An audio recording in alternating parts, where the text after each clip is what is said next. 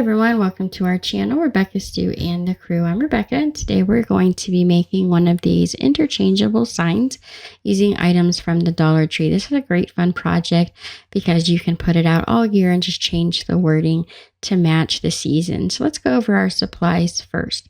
We're going to need one of these garden fence pieces from Dollar Tree, one of their long holiday signs, a piece of pallet sign, which they do sell from time to time. If you can't find that, you can use one of these smaller signs that they have out right now for Valentine's Day.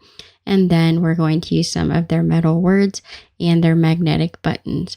From Hobby Lobby, I'm going to use some cardstock in gray palette, and then we'll need these little hooks, just 2 of them, or you could use some thumbtacks. We'll need some key rings and some sandpaper. We're also going to use a little bit of chalk paint and some ribbon and flowers of your choice, which will match your decor at your house. Purple matches mine, so we're going to use lavender. We'll need some spray paint, Mod Podge, and a paintbrush. We'll also need some scissors, and we'll need a little bit of hot glue for this project. So let's get crafty. The very first thing we're going to do is we're going to cut the fencing apart into 4 pieces, and then once we have it cut apart, we're going to cut the framework off of the faux iron. All I want left behind is the scrolls and the arrows at the top there. So you can really create this any way that you choose. I recommend, if you only buy one, drawing it out on paper and planning your design before you start cutting it apart. That's what I did. That's how I came up with the design that I created. But really, you can do this any way you choose. But you do also want to make sure it's going to fit on that sign that we end up gluing it to. So you kind of have to put all the pieces together before you start the project and plan it out. So just be mindful of that. So for myself, I chose just to cut the framework off of each piece of this garden fence and just leave the center faux ironwork behind. And you do want to make sure you follow along the curved lines so you don't just have like a blunt straight cut on the ends there. So once that's done for all 4 pieces, we're going to start gluing this together by flipping the first 2 pieces upside down and then just putting some hot glue in the grooves and kind of like crisscross it over, and then that glue dries together and it helps hold it together. Now we're going to flip that back over once it's dry so it's right side up.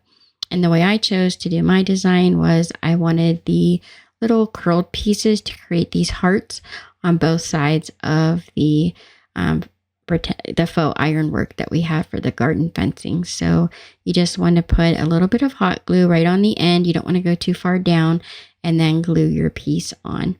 You do want to hold it in place while it's drying. If you don't, it won't have a good seal because it doesn't lay completely flat. So now that that's completely dry, we're going to take it outside and put a coat of spray paint on the faux ironwork here. I wanted mine to be white. If you want to leave it black, you can do that as well. Really, you just want to make it so it matches your home decor. Now we're going to take that cardstock paper. It's a 12 by 12 inch piece from Hobby Lobby, and we're going to see how big we need it to completely cover the larger signs. Basically, you just have to cut it down the middle and trim a little bit off of one end. And then we're going to take the Mod Podge and a paintbrush and make sure we pay special attention to the edges, and then get some Mod Podge down the center there. And then you're going to apply your cardstock to the sign. Now you are going to have a little bit of overhang at the top just because when you trace it, you've got it a little bit bigger than it's supposed to be. And that's where the sandpaper is going to come in. So basically, you're just going to cover this whole thing with your cardstock, and then you can either use one of these sanding blocks from Dollar Tree or an emery board. I find the emery boards work really nice because you can control them a little bit better, and they're really nice for other crafting projects to help trim off the paper when you have small pieces that you need to get between. So you can use this just to rub it right along the edge there, and it's going to slowly remove that little bit of excess paper. And it doesn't pull up the paper if you go towards the back of the sign here. So if you notice the way I brush with the sandpaper, I want to make sure that I'm not going forward and then ripping the paper off the sign that we just put there. So be mindful of that as well. It's a really nice edge. It looks like the paper has been there all of the time. So now we're going to flip the ironwork over now that it's dry, apply some hot glue, and then put this on our sign. Now you do want to hold this in place because again, it doesn't lay completely flat. And so you do need to push down on it so that it will attach to that sign in the back. Once I have that all glued down, I did want to put a little bit more glue just to make sure it was going to stay. It's plastic, it's very light. It doesn't take a lot of glue to hold it to the sign, but I did want to make sure I had enough glue to make sure it wasn't going to come off over time. So I just lift up the little curled pieces and just put a little bit of hot glue underneath there and then hold it down in place while it's drying. And that should be plenty of glue to hold your sign in place. So once that's dry, we're going to start attaching our flowers. I chose to use lavender just because it matches my home decor. You can really use any flowers and ribbon colors of your choice to match your sign. And before you glue those flowers down, I recommend planning out where you would like them to be and then gluing them in place because you don't want to cover up a lot of the design that you created with the faux ironwork below. And so just plan it out before you glue it on. It's much easier to do it that way than, cover everything up and then have to try to take it off and fix it. So once I have all my flowers on here, I do want to add flowers to the center, but before I do that, I want to make the bow that I'm going to attach to the center. Now you can make one large bow or you can make the two smaller bows, which is what I chose to do. And I am going to use the small wired ribbon. I recommend using the wired ribbon. It just works better here. So you want to cut 8 8-inch pieces and 2 3-inch pieces to make the two bows. So all you're going to do once you cut that 8-inch piece is you're going to put a dot of hot glue on the end and create a loop. And once you have all of the loops created, then we'll start putting those together. Again, you can make one large bow or 2 smaller bows.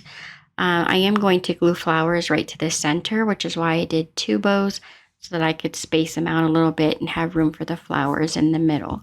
So all you do is you start collecting your pieces of ribbon here. So since I'm going to make 2 bows, I'm going to do 4 pieces of ribbon for each side. You just gather those in the center and then take your smaller 3-inch piece of wired ribbon to wrap around the center. So you just want to wrap this around pretty tightly and then add just a little bit of hot glue to the last little bit of ribbon and then glue that little tab down into place. And if you wrap it tight enough, it should hold your bow just fine and you don't need to add any more hot glue to hold it together. Once you have it all glued together, then you want to go ahead and work on the ribbons. So you fluff them up a little bit and position those where you would like them to be. That's why the wired ribbon comes in handy right here because it helps hold its shape. If you use ribbon that doesn't have a wire in it, you'd want to make your bow a little bit more full so you wouldn't have, a bunch of empty space or just kind of laying flat. You'd want to make it a lot fuller than just the 4 pieces that you see here. So once you have both of your bows made or your one large bow, then you just want to go ahead and attach those in the center with some hot glue.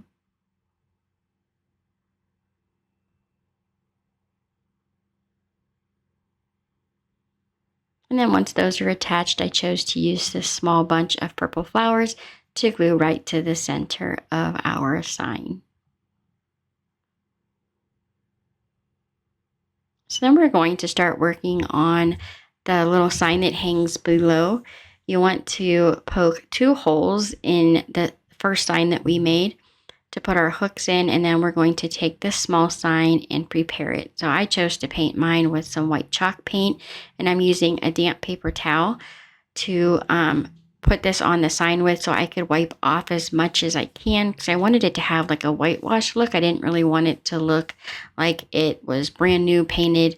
I wanted it to look like it had faded. And then I'm going to take these 2 small hooks and screw those right into the tiny holes that I made on the sign. If you don't have these hooks, you can just use thumbtacks.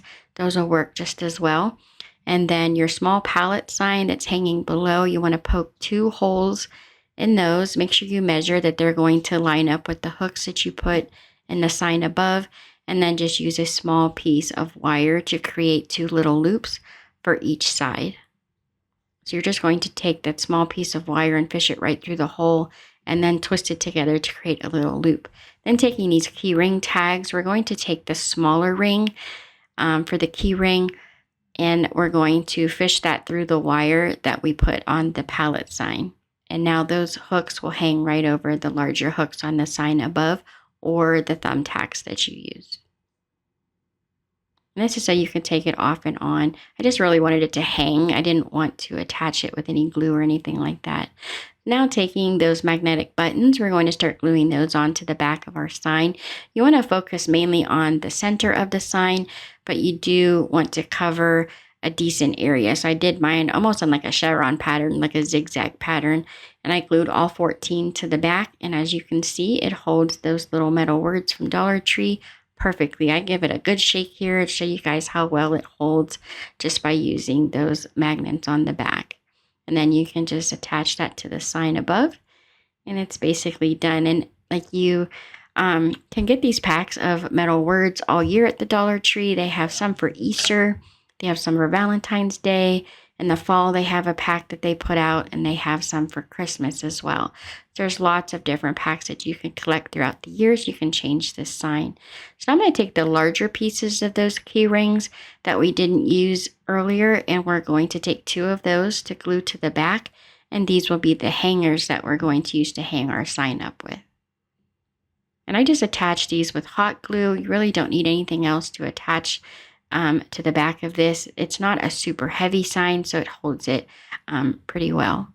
And this is the sign completely finished. As you can see, you can interchange all the words for different seasons, which I think is so fun that you can change it throughout the year and it'll match all the different seasons.